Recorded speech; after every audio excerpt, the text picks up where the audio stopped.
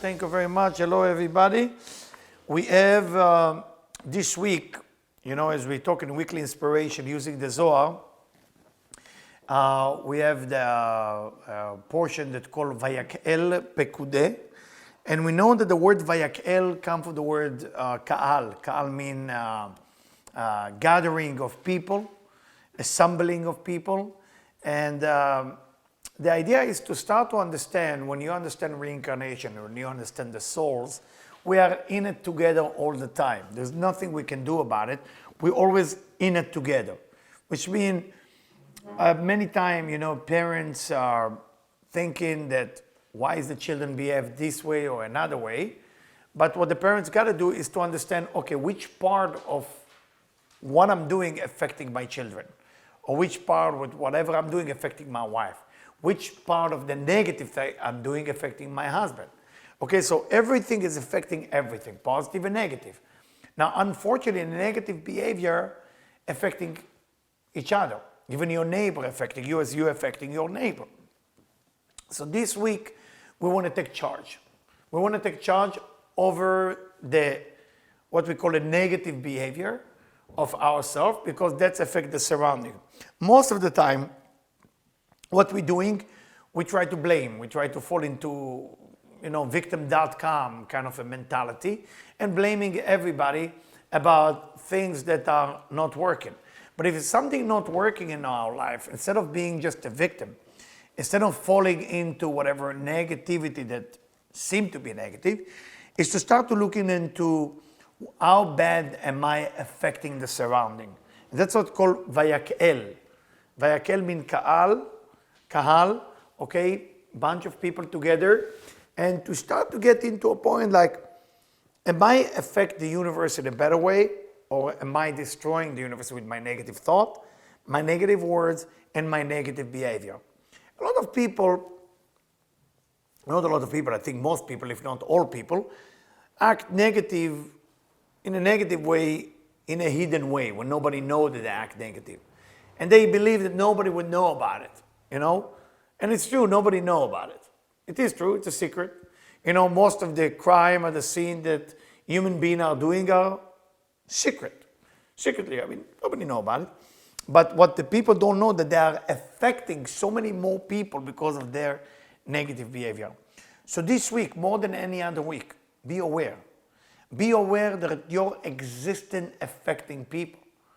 But don't be aware of the positive thing and kind of the ego, let the ego dance and say, oh my God, today I did so many good things and because of that I'm affecting so many people. That's a nice celebration. But more to be aware of today, I did what I did, I thought what I was thinking, I would talk what I was talking in a negative way, and that's why it's affecting, and get motivated for that. Don't get depressed, don't fall down into a depression and, oh my God, I'm such a negative person. Yes, be excited that you just discover you're a negative person. Be excited about that discovery. Because if you don't get excited about it, then it's an ego again, it's an ego trip. Some people say, I'm the worst. You are the worst, but why are you saying it with the depression face? You should say, I'm the worst. And get excited that you just discovered it. Don't get excited about that you are the worst. Get excited about it today that you discover that you are destroying people around you without knowing it. No kids, no daughter, no son, no wife, no husband, no neighbor will turn into negativity and will be in our surrounding if we absolutely act in the best way we can. If we act in the best way we can, we will draw people into our life that are positive. So if my surrounding is not as good as it's supposed to be, I got to look inside. Now, if it's not up to me to change my surrounding, then it's not in my control. If it's not in my control, I cannot change it. You can only change things that you believe it's in your control to change. And the one person you can change, only one, is me. I can't change you. I can't change people. I can't change my neighbor. Can't change my son. Can't change my daughter. Can't change my neighbors. I can change me. And because I'm changing me, I run into a totally different surrounding. And then through that, I start meeting different people. So if you're kind of meeting the wrong people every day, it's because there is something internally didn't change yet. And that's why I have to run into the same kahal, into the same type of people every day. Staying at home will not make it. Getting out of the house will not make it. So you cannot change your physical environment. You have to change something internally strong, something you know it's negative to be doing, and it has to start this week. If you want to make a decision about the change, you start this week. Nothing is more powerful than this week to affect the universe in a better way, and through that, you start meeting the right people, the right business people, the right romantic event. You know, people are running into a relationship and say, how come I end up with a negative person like that? Why would somebody so positive will run into somebody so negative? So if you're running into somebody who's lonely and negative, that's when you are lonely and negative. You know, like attract like. Opposite don't attract as people think it is. It's not. Like attract like the laws of affinity, okay? So let's get a little bit to the Zohar. And the Zohar mentioned in verse 28 something very powerful, and when I'm going to read it, it will be a little scary, but important as well. Important as well. So the Zohar mentioned is there is people that meant to live a long life, but they die before their time. And if it's so, why? Now, it's shocking, because some people, let's say, are supposed to be living till 86, and they will die when they're 68. Just coincidence, but there is no coincidence. It's a very serious thing that happen. So the Zohar in 28 go like that. And it say Rabbi Shimon write this paragraph, the person who wrote this book 2,000 years ago. He say most people, they don't know how to protect themselves, might die before their time. Why? He say, כי בשעה שמוציאים המת מביתו לבית הקברות, when they taking somebody who died from his house to the cemetery, נמצא מלאך המוות בין אנשים.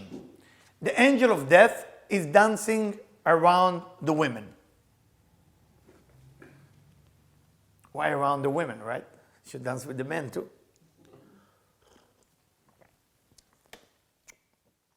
למה נמצא בין אנשים? Why among the women? ומשום שכך הוא דרכו, משום שפיתה את חווה. Because if we look at the serpent, the snake, the angel of death, same thing. So Eve in the beginning, and Adam and Eve, he seduced Eve to do whatever should not be doing. Then since those days, he's still around Eve. משום כך דרכו שפיתה את חווה, ובשבילה גרם המוות לכל העולם. We know that what happened after the tree of knowledge, good and bad, that death, the whole idea of death took a place. Before that, death was not exist. And he continue. והמלאך המוות נכנס בין אנשים בדרך עד בית הקברות. So the angel of death, on the way to the cemetery, is basically dancing around and with the women. That's what the angel of death is doing. So the Zohar continue. ויש לו רשות, and he has a permission to kill people. He has a permission to kill people. Can you imagine? The angel of death, when people are basically going to bury someone, he dancing around the women, and then he allowed to kill whoever he wants in that area. It's scary, right? והוא מסתכל בפניהם, I'm reading words by words, by the way. והוא מסתכל בפניהם של הנראים לפניו, and he look at the people face, בדרך לבית הקברות, on the way to the burial, משעה שמוציאים המת מביתו לבית הקברות עד שחוזרים לביתם. And the angel of death is there from the moment the person dies, till he's going to the cemetery, till the burial, and on the way back to the house. It's a nightmare, right? So I was thinking today, should I share it? I mean, after all, it's live on the website, on Facebook, or whatever. So why do I want to scare people? I was thinking to myself, but I said, I think it's time for people to know. This is very serious business. This universe is not, we're not here alone. People think, I'm so lonely. You're never lonely. Let me tell you this. If you will reveal what's going on around you, you'll panic. You're never alone. Never will be alone. Nobody's ever alone. There's no such a thing as alone in this universe. And whatever you call alien, people ask me if I can give lecture on alien. So people ask from the Midwest to call, say, do me a favor, do, and eventually I will. But when you study about alien, there is seven creatures that live on this planet. So alien is not, according to Kabbalah and Zohar, they are not somebody who come from Mars or Venus. They are actually with us here. And one of them is the one who lives in the desert with the nose, the one from the movie that you see with the eyes. One of them, one kind look like that. But there is another 5. One of them is in the ocean. But they all live together with us. There is a party of 70 creatures. We are one of them. So the alien is not like jumping from Mars. They're here. They're all here. Nobody is living. Okay? And so eventually I might do a lecture from the Zohar about that. So the angel of death is looking at the face of the people, and he's dancing always around the women because of Eve. And he continues. And unfortunately, he will cause death at that day to people before their time. ויש נספה בלא משפט. There is a person who will die without a court, without spiritual court case. משום שעולה ומסטין ומזכיר עוונותיו של האדם לפני הקדוש ברוך הוא. Because at that moment that the person is in the cemetery, he is going and take the file and he present it to the mighty one, to God, to the angels. And he feels this is the time come for this gentleman to go. And then he start pushing that that person will leave this physical universe. And because of that, that person will die before his time. So what is the advice here? Should we never go to a cemetery to bury? Because burial of an individual is considered one of the ultimate thing you can do for a human being, because they can never pay you. So in one way, that's the best thing you can do. You are helping a dead person to be buried, and then you cannot get anything, but at the same time, there is so much risk. And the Zohar continue. מה התיקון שלו? What is the correction to still do the good thing, to help somebody to be buried, and not to die? Nobody want to go there and die. Nobody. You're going to cemetery, it's very dangerous. Even going to hospital, by the way, because in hospital there is death. So he's there too. He's dancing.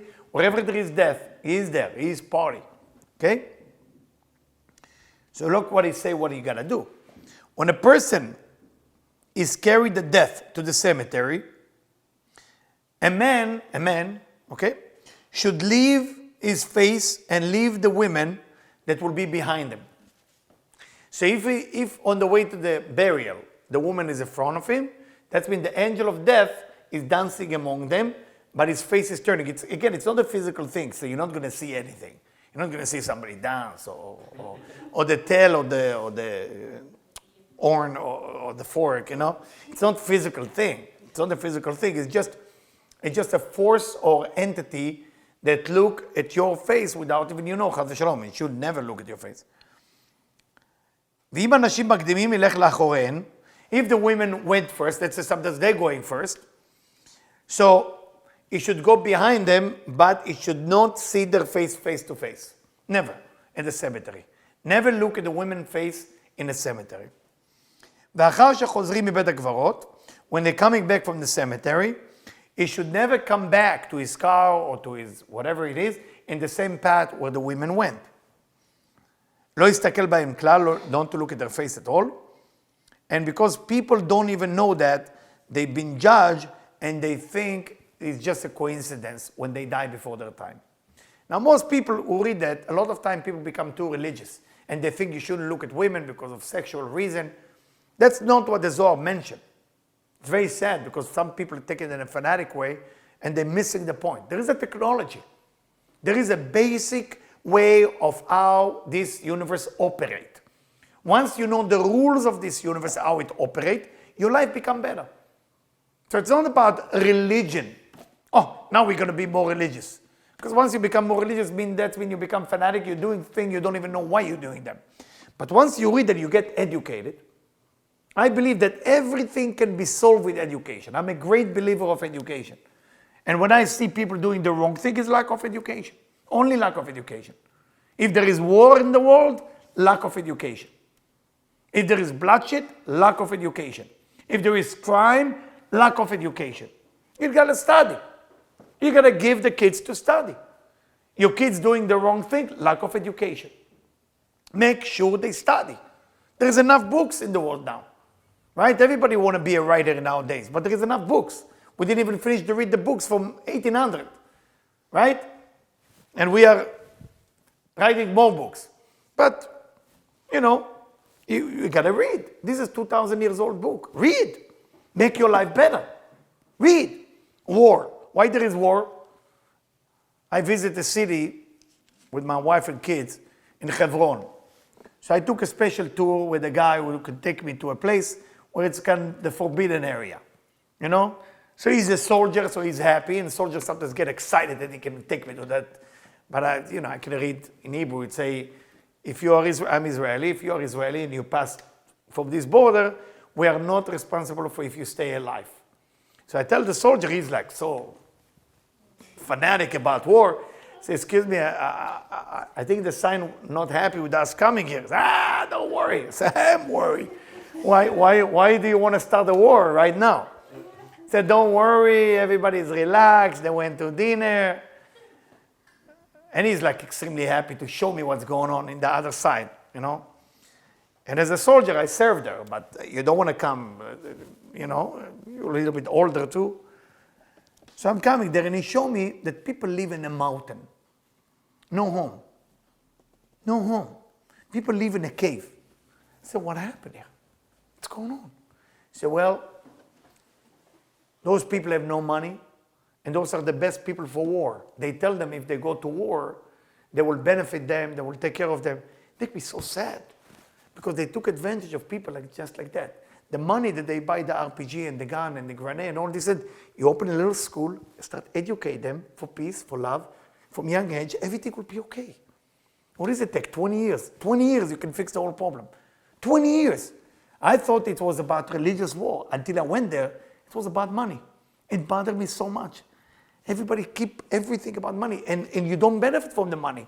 You have $2 billion, you don't even enjoy that area. Nothing, you don't enjoy it. So get $1 billion, donate it for school, educate people, make them a better life. Everybody will be happy. That's what the angel of death doing to everybody. Make you fanatic. Make you go to war. Make you kill each other. Stupid. Stupid for what? For what? For what are we getting from it? Nothing. And I'm not trying to sound fanatic or religious or politician. I'm just saying it's a shame. So again, people die just by doing the right thing, by burying somebody. So the son of Rabbi Shimon said to his fathers, maybe it's better not to go bury anybody. He's right, logical. So his father saying, no. It should be go bury someone because it's the highest level of sharing you can do, but you have to do what I told you to do. Don't look, as a man, don't look to the women's face. Now you know why a lot of men wearing those black sunglasses, many people think it's a fashionable thing. That's not fashionable. The purpose was to remind himself not to look at the eyes of a woman when you go there, to look down. Those of you ever went with me when I bury people, unfortunately in my profession, we give birth to baby, we do wedding, but we also bury as part of the job. So we don't look up, we look down. Because if we look at the women's face, that's it. You got 50-50 chance. So why is it important to know that?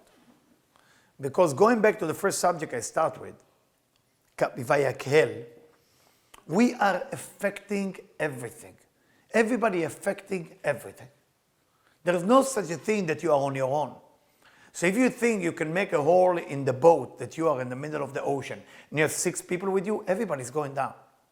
If in your place of work, you or another person do a damage, it's damage everybody.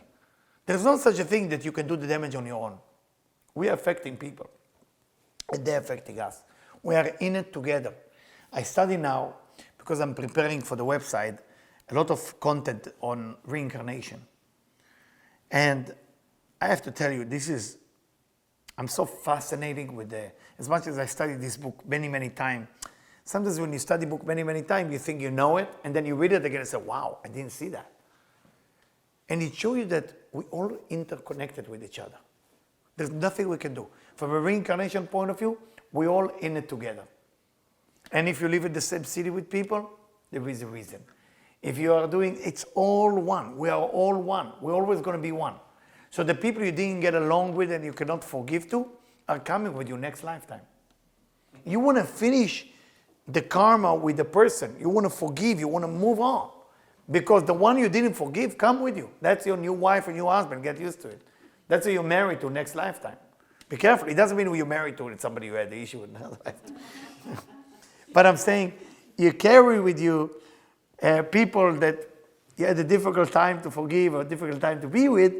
They're coming because you got to finish that karma. It's a tikkun. You got to finish it. So what I studied today, that there is something called roots of the soul. And the idea of the roots of the soul, meaning that there is 10 people that are in charge of one soul. So if you work on that area of that soul, 9 people want to support you. 9 souls are waiting for you to do the right thing. In the moment you get angry, those 9 people leaving you. They can't help you anymore. I said, only anger? That's it? One anger. I was shocked. I mean, how many of us get angry every day? We all get angry. It's a disaster. Anger. Anger, right? All of us can join anger management now, right? It's scary. But the idea is to tell you, like, those souls waiting for us to change, and then they will come and slowly, slowly guide you. But if we are not changing internally something tough for us to change, it's not going to happen. So I just want to mention it because, again, it excites me to know how much we can affect each other. You have any question on that? Something you want to ask? Yes? Yes, please. Was 9 souls on your past life? No, they are connecting to the roots of this soul. It's called shoresh. Shoresh means we're all coming from a certain part. So let's say in your group can be 1,000. Somebody else's group, there is 5.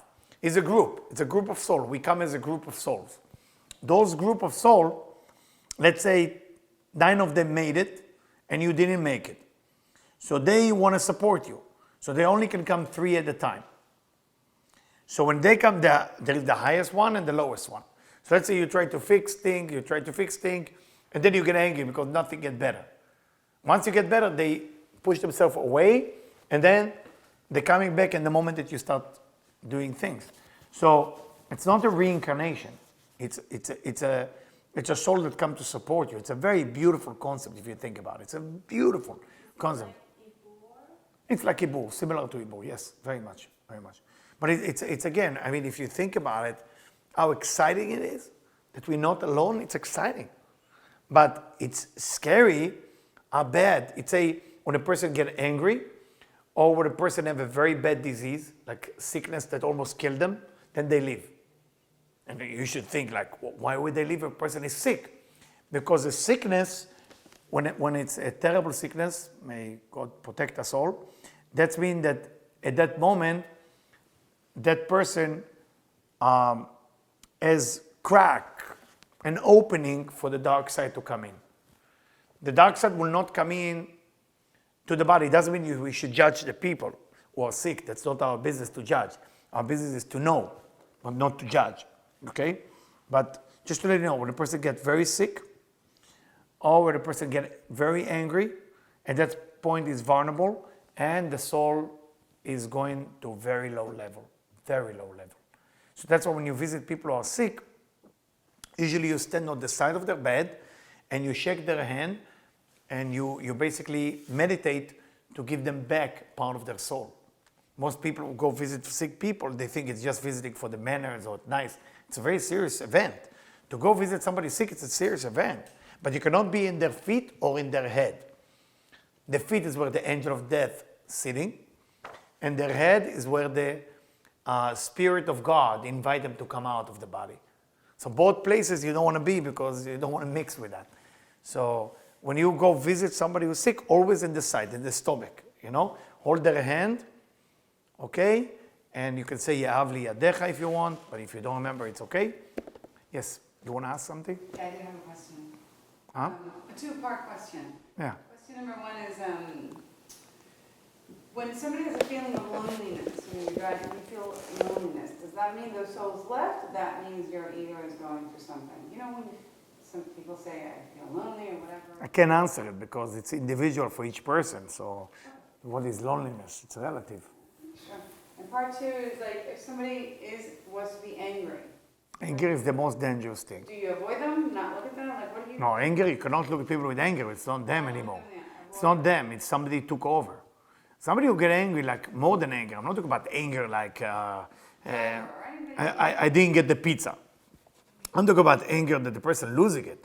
I don't know if you ever saw somebody who angry. Like they basically, what do you say, fume or scream or throw things.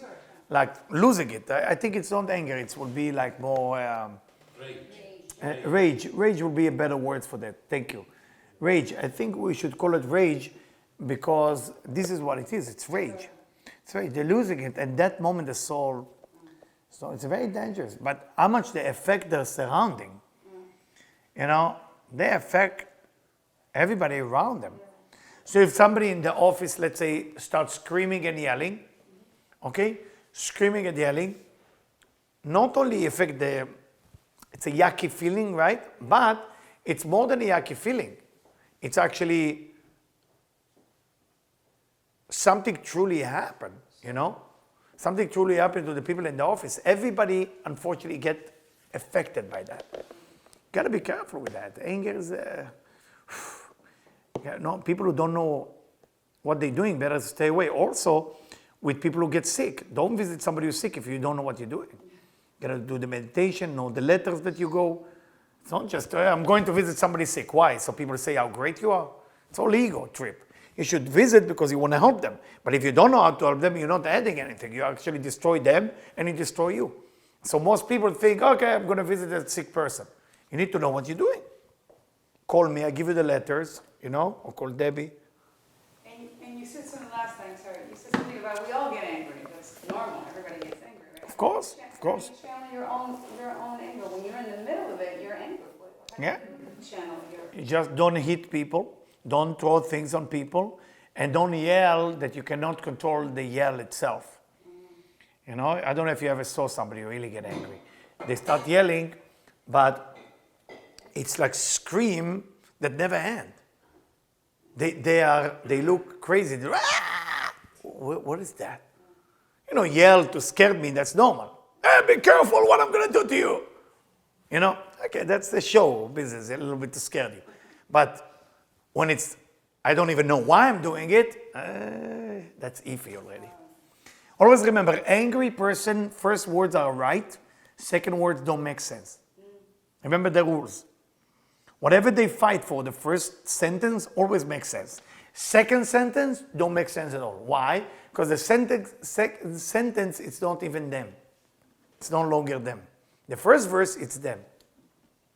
So it's a very important to remember that. Anyway, let's go to the next subject. And talking about death, let's continue with the same subject. Yeah? Yeah. If we talk about death, we need to talk about resurrection. Now, what is resurrection? Because of religion, many people get the wrong idea of resurrection. If you're Christian, you think resurrection of Jesus. If you're Jewish, you think resurrection of the people. If you are Muslim, you might think about Muhammad. If you are Hindu, you might think about that Buddha never died.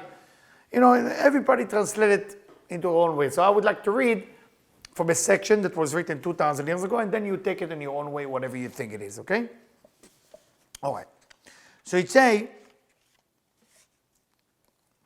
all people in the day of resurrection of the dead יתרפאו בעצמם. They will get cured by themselves. And then they will be resurrected. And some of them will not. Now, what is that resurrection business? There is 3 levels before the end of the illusion. We are living in illusionary universe. You gotta remember that. Our universe, this physical universe, is all an illusion. Nothing is real as much as it looks real. It's fake. This whole thing is fake. We're working, making money, buying a better spot in the cemetery, right? This is as far as it ends. That's the end. That's the end story. Okay? And the beginning story is a baby that's born crying. Death.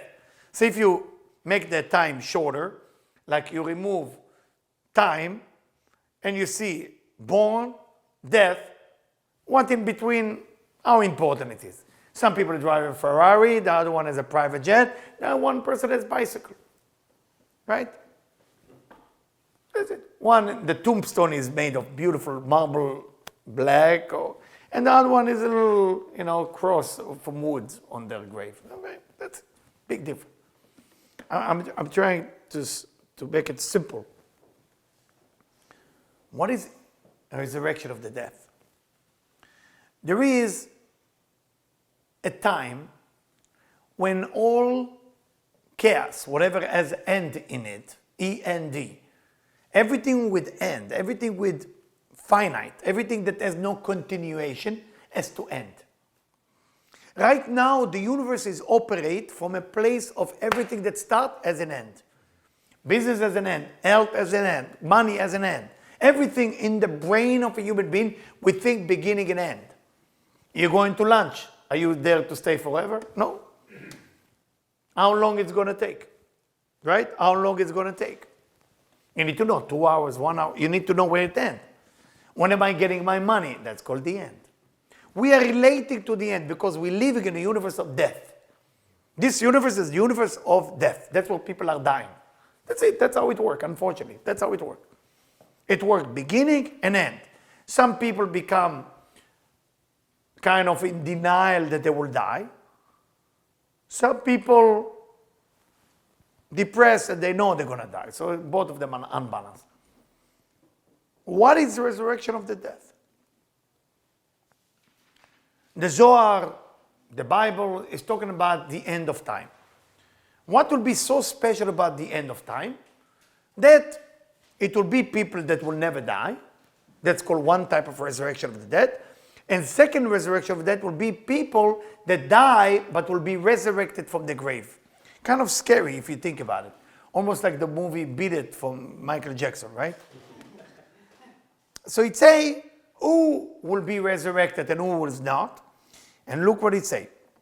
Me'em lo yakumu letchiya. Who is the people who will not be resurrected?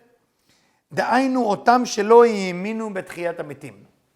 The one who don't believe that resurrection is possible will stay in the grave.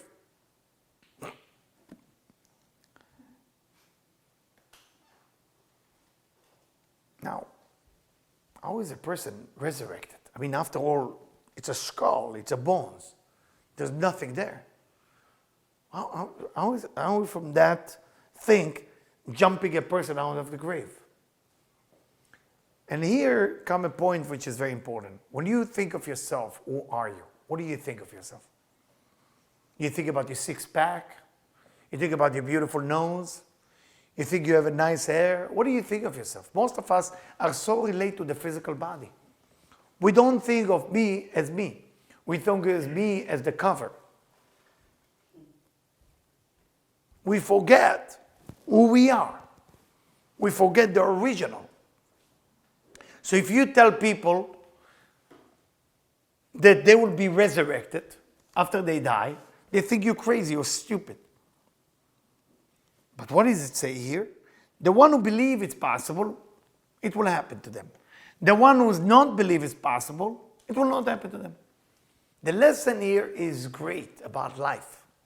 Whatever you believe it's possible, or whatever you don't believe it's possible, you're both right. And it's with everything. It's not just with resurrection. Do you believe your life can get better, or you believe your life can never get better? You're both right. Do you believe your relationship can get better, or it will never get better? You're both right. Do you believe that you overcome the problem you're going through, or you're not going to be overcome the problem? You're both right. So who's right? Whoever believes in whatever they believe, that's the right thing to believe. There is no such a thing as this is the way. You are creating your own life. Resurrection of the dead is not just jumping out of the grave. It's the question, are you alive? Are you truly alive? Or you've been programmed to go after your little addiction? You don't even have control when you see food or drugs or sex. You don't even have control over that. If you cannot even control yourself, you're dead. You're not alive. Can you say no to something that you usually say no, yes to? Can you say no to the anger that bury you and get out of that anger? Can you say no to your little addiction? When I was teaching in many places, different spirituality or Kabbalah, places like rehab. And when you go to rehab places, there is something sad there and something fascinating. The sad part is the pain people go through. The pain is so deep because the human beings start to realize, I can't overcome it. I'm stuck. And there's nothing more painful to look inside of yourself and say, there is no hope. Now you have two choices, yes or no, at that moment. You can choose, here or there. The yes, I'm going to make it, but I'm going to go to sad time and pain. The left, I can never make it, but let me celebrate. Because anyway, there is no hope for me. Most people take the left. You know what the percent of people who making it in a rehab? Maximum 8%. Normal 2.5%. It's good business, right? They're coming back in and they pay money. It's the number one business in the United States, all over the world right now. And I'm not trying to make the business here about the business, but it's about how sad it is. How sad that you cannot overcome food, you cannot overcome alcohol, you cannot overcome sex, you cannot overcome. So you're not alive, you're dead already. When is your resurrection will happen? Where is your, you want to know when your resurrection will happen? When you believe it can happen. It can only happen if you believe it happens. So when it say here, the one who believes in resurrection will be resurrected, and the one who's not will not be resurrected. It's not up to God, it's up to you. It's up to you and you alone. I once trained people, it was a corporation, and the boss asked me to train them, to sell better, to talk better to people, and all this and that. So it was 5, every corporation has 5 that make it no matter what. 20 that make it sometimes yes, sometimes not, and the rest who's tired, they don't know what even they're doing there. So the boss asked me, what do we do? Well, it's not good. I don't want just 5 to make it. I want the 50 worker to be like the 5. So we start doing session, and we ask the 5 people, what's your secret? And they didn't say anything special. Everybody else say, I do the same. I go according to the paper, I go this, I go that. Exactly what the boss told us we do. They're all talented. They all speak English perfectly. They all have great vocabulary. They all have jokes, books with jokes next to them. So when they need to tell a joke to the customer, they know how to flip and do this. Big operation. So what's the secret? Couldn't find out the secret. So it took us about 5 weeks to dig into the brain to know what they're doing. When they pick up the phone, that's what eventually they told us. For them it's come naturally, because I asked them, so what are you thinking? What's here? What do you think? So well, when I pick up the phone, I said to him, do you have doubts? I said, yes, I feel, I have doubts, I have that. But they know that today it's going to happen. They know, they don't believe, they know. They're going with the, I know it's going to believe, because I'm desperate to do that. Desperate to do that. If you know that you're capable of that, then Tchiyat HaMetim is part of your life. If you don't know you're capable of that, then don't expect things to happen. Things can only happen once you know it's possible. Things cannot happen when you don't think it's possible. Knowing that it's possible, knowing that you're going to make it, knowing that you are the one who basically make the transformation, that's the Tchiyat HaMetim. That's the resurrection of the dead. So when we ask people why they're making it, it's not because they're blessed or they have something special. Nothing to do with this. It's about they believe that that's going to happen to them. If you don't believe, you will be healthy. If you don't believe that you can make that money, if you don't believe that you can do whatever that you want to believe you can do it, then why expect things to change in your life? If you don't believe the love that's supposed to come into your life, why do you expect people to love you? Things will not happen to you more than your belief system allow you to believe. Things will only happen to you as much as you're allowed to believe. And that's what the Zohar in 94 is telling us. That basically, we need to know that every step that's happening with a person who leaves this world physically, happening also in a person who is living in this world. And when we talk about tshuva means repentance, tshuva means transformation, change. The main transformation a human being needs to do is to know 100% with certainty, to say to themselves, I know I can make it. So the next business deal that you pick up the phone to call to, or the next relationship you're getting involved with, or the next of whatever it is, ask yourself a question. Do you truly believe that you can do it? If the answer is no, then do not have an expectation of something to happen in your life. Because nothing will happen in a human life until the person themselves believe in that. And that's what the Zohar say again. The people who cannot believe it's possible, it will not happen. It's nothing to do with, I wish, people use the word, I wish I will have a better life. Keep wishing. You get nothing happening in your life. Keep wishing. You know how many of those workers, instead of those 5 salespeople, wish to make more money that day? All of them are wishing. They're all wishing. Get 0 result. But the one with the 5 people who pick up the phone and make meetings and go in there, they're not going there. They go there to make something happen. You know, in the old days, I don't know if you remember, at the airport, they didn't used to check everything like that. I don't know if you remember.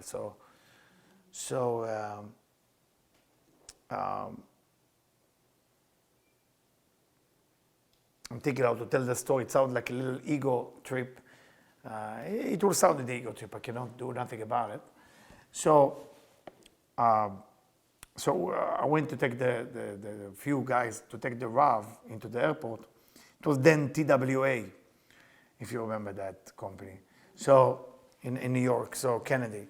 So as I'm getting to the airport, I took the Rav all the way to the airplane. The Rav looked at me, how did you get in? I say, what do you mean? I want to take you in. I want to escort you all the way to the plane. I said, but do you have a badge? Do you have some? How did you get out of the train? So the Rav said something to me. It was very, very funny. He said, you didn't even know that it's not allowed. And for you, it was okay that it is allowed. And that's why you didn't even have uncertainty about it. And that's, nobody even saw you. And it is true. And the first time it happened to me, it was in New York City. I was new, I was fresh from Israel. And I went to, what they call that biggest insurance company, life insurance? MetLife. Life? MetLife. Is it the big building in New York? The old Pan Am building? No, it's not Pan Am building, I forgot. I think it's called Life. There is an insurance company called Life, is it possible? MetLife maybe? Life and Travelers. Okay.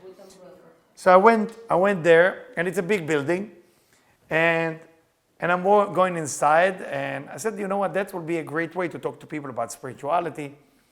So I'm going office to office, and the guard there is heavy guarded. So, and you hear from everyone that they're looking for a guy with a yarmulke with a long brown coat.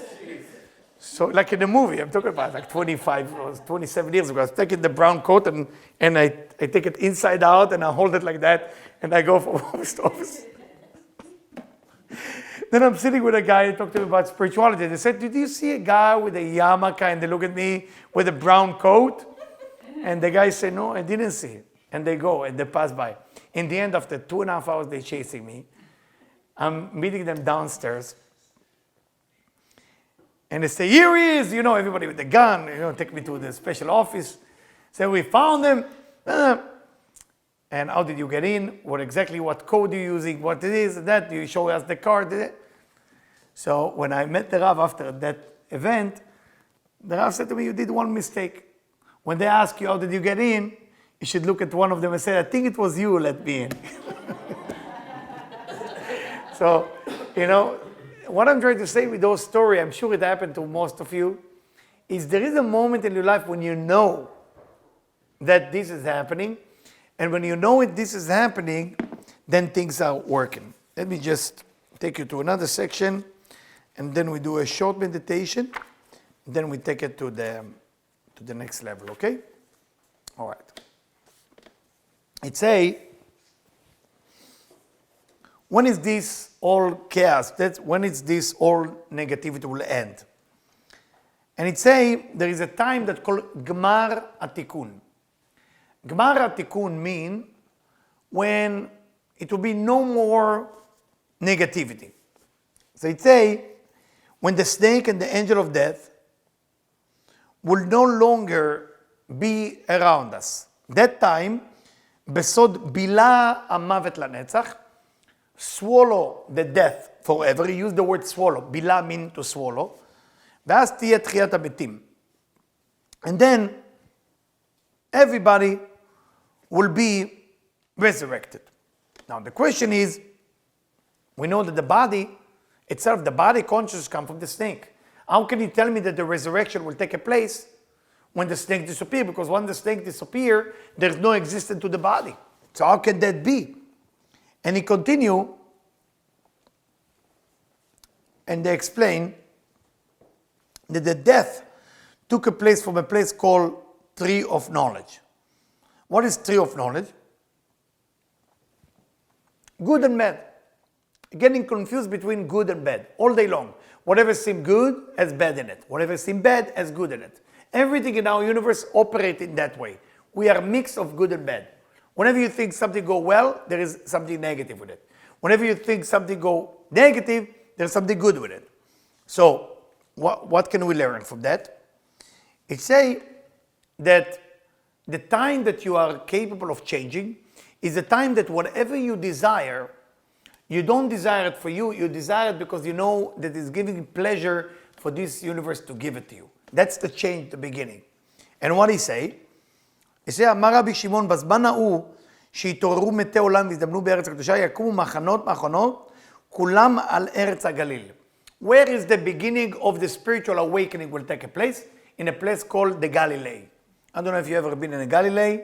It's a north part of Israel, if you know. Why is it called Galilee? From the word legalot, the discovery. It will be the beginning of the discovery, because legalot means to discover or to awake or to reveal. Galil means to reveal. So that's what Galil means, the Galilee. משום ששם עתיד מלך המשיח להתגלות, because the Messiah, whatever the Messiah is for you, but Messiah is a consciousness of everybody unity together, will be revealed there, because that's used to be the portion of Joseph, the righteous, and there was the beginning of the negativity, because all the slavery starts from there.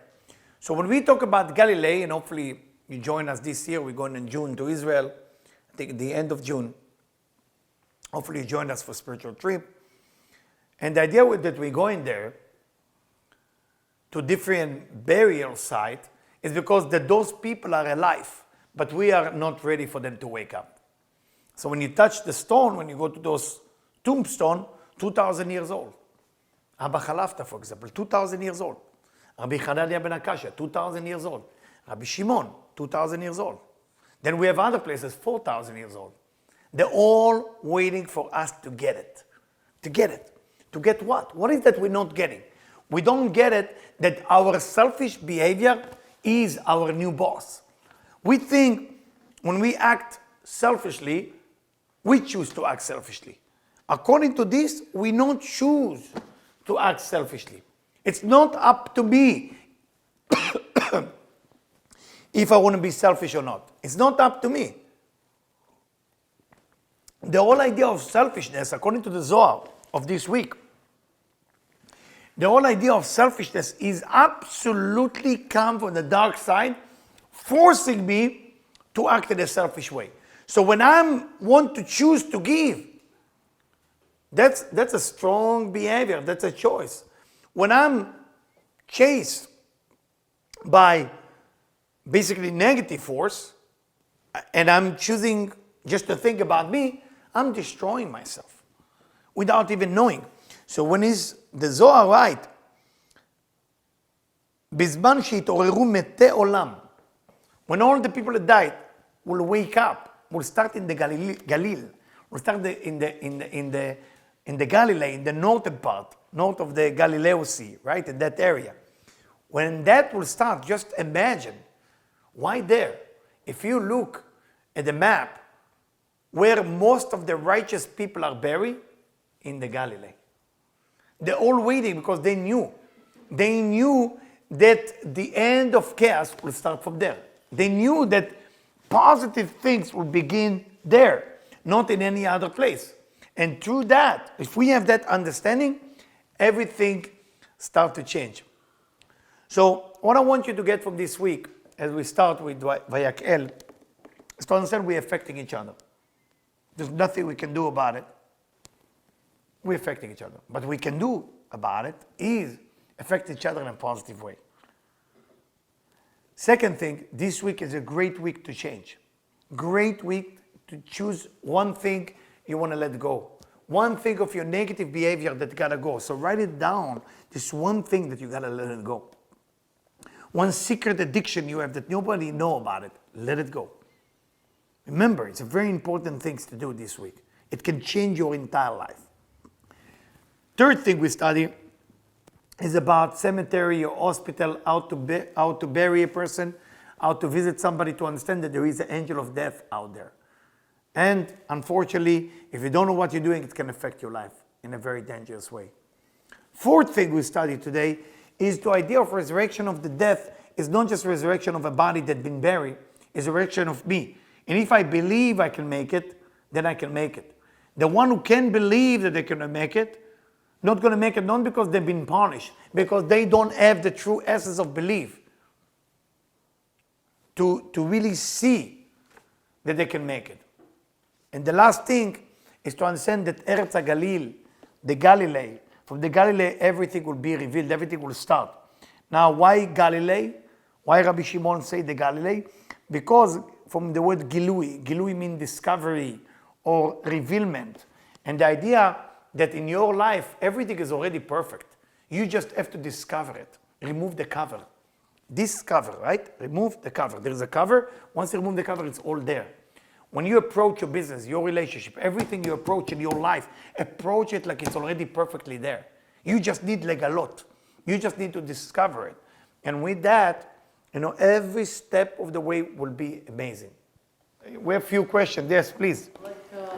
It's a question and answer of another question. What is the difference between resurrection and reincarnation? And I think reincarnation, the person has to die. And then the soul is traveling to a different body. Resurrection is the same body that the person died in, is the body that's been resurrected. If we believe and we have a reincarnation, why we need to believe in resurrection? Because not every person making it.